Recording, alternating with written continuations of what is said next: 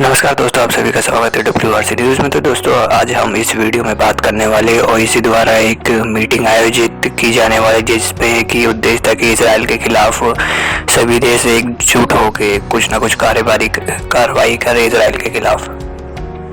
और दोस्तों, इसी मीटिंग में खबर निकल के आई है कि ये जो 50 देश है, जो इस्लामिक कंट्री है ऑल ओवर वर्ल्ड के, उनमें आपसी मतभेद निकल के सामने आए। तो दोस्तों, इस वीडियो में हम उसी पे बात करेंगे। तो जिसने चैनल को सब्सक्राइब नहीं किया है वो जल्द से जल्द चैनल को सब्सक्राइब कर ले, ताकि आने वाली अपडेट के बारे में आपको नोटिफिकेशन मिल जाए। तो चलिए वीडियो शुरू करते हैं। तो दोस्तों, जैसा कि आपको पता है कि सऊदी अरब द्वारा इन 57 देशों के जो विदेश मंत्री, उनके लिए एक मीटिंग आयोजित की गई थी।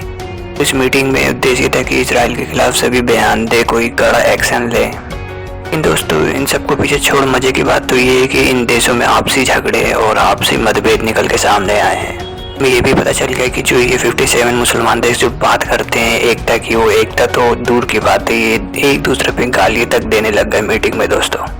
इसी के साथ दोस्तों, इसराइल के डिफेंस फोर्सेस ने बताया कि उन पे अभी तक हमास द्वारा 13,150 से ज़्यादा रॉकेट हमले हो चुके हैं, जिसमें कि 130 से ज़्यादा टेररिस्ट को मारा जा चुका है। और जो 460 हमास के जो रॉकेट है वो मिसफायर होके गलती से उन्हीं के देश पे खुद ही पे गिर गए हैं।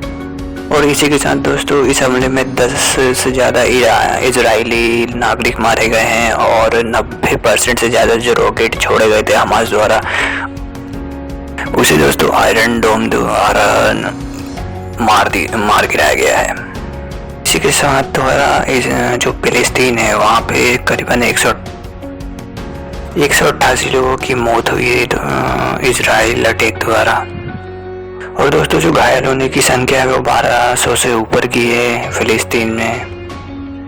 और इसी के साथ दोस्तों, दूसरी ब्रेकिंग न्यूज़ ये भी है कि दोस्तों, इजराइल ने गाजा पट्टी में जो हमास द्वारा अंडरग्राउंड टनल जो होती है, जिसमें आतंकवादी अपनी शरण लेते हैं, हथियार रखते हैं, उसको दोस्तों एक तरह से डिस्ट्रॉय कर दिया। और ये टनल छोटी मोटी टनल नहीं, ये दोस्तों करीबन 9.3 माइल की, करीबन 15 किलोमीटर लंबी टनल थी दोस्तों। ये 163 फुटबॉल फील्ड द्वारा है, जो कि आप स्क्रीन में देख सकते हैं।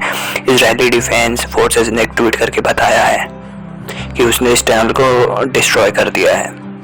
और इसी के साथ दोस्तों, जो ये हमले हो रहे हैं, जो ये कॉन्फ्लिक्ट चल रहा है, उसके कारण जो फिलिस्तीन जो गाजा पट्टी के लोग हैं, उनको बहुत दिक्कत हो रही है दोस्तों।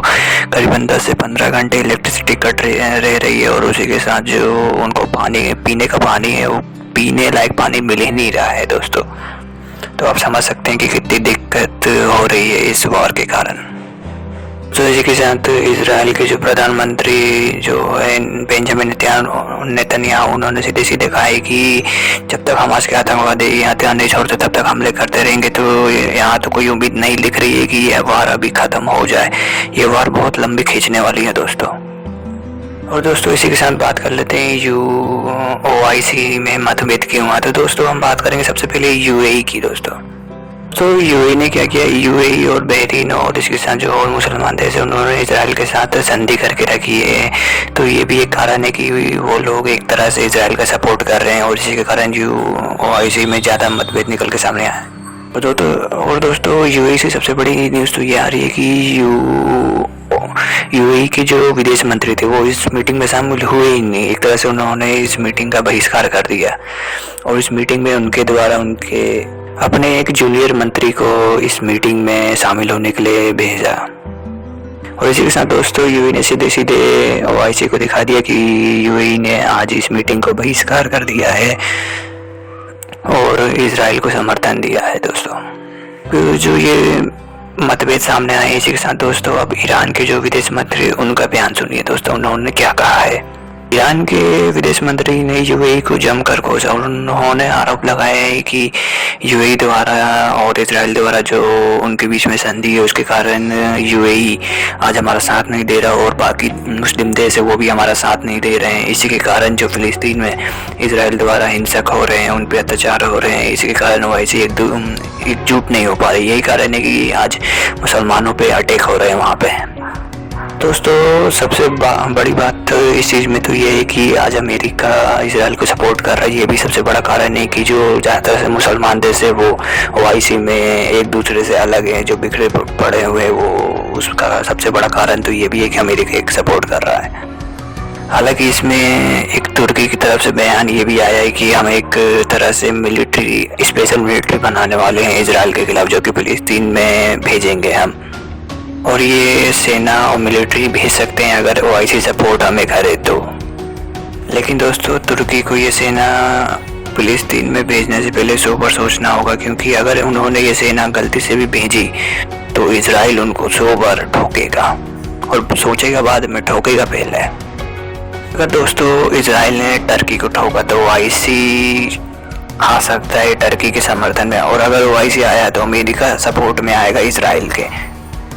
तो इजराइल का अभी तक बचना एक तरह से दिखाता है कि अमेरिका और इजराइल के बीच में कैसे संबंध है, और अभी तक जो बचा हुआ है अमेरिका कारण ही बचा हुआ है, क्योंकि अमेरिका ही बार बार आके इजराइल को सपोर्ट दे देता है दोस्तों।